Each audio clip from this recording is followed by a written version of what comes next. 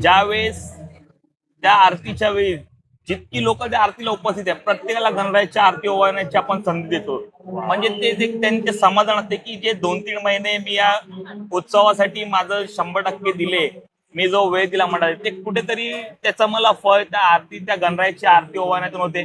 त्यानंतर आपण पाहालच 31 ऑगस्ट पासून ते 4 सप्टेंबर पर्यंत सायंकाळी 7 वाजता आपल्या महाराजांची आरती समाप्त झाली.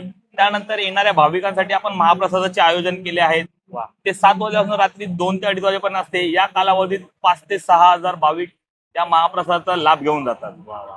31 तारखेपासून. तर नक्की मित्रांनो, तुम्ही सुद्धा या परळच्या महाराजाला ज्यावेळी दर्शनासाठी याल आणि त्यावेळी जाताना तुम्ही उपाशी पोटी नाही तर भरलेल्या पोटी बाप्पाचा आशीर्वाद घेऊन, त्यासोबतच मंडळाची इतकी व्यवस्था आपल्यासाठी केलेली आहे त्याचा लाभ घेऊन येणार.